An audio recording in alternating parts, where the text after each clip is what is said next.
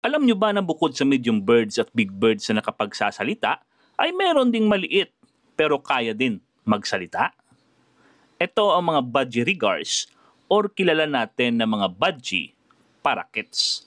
Ito ay common at paboritong alagaan. Native ito sa bansang Australia. Kaya din itong itrain na makapag-mimic ng mga salita at mga sounds.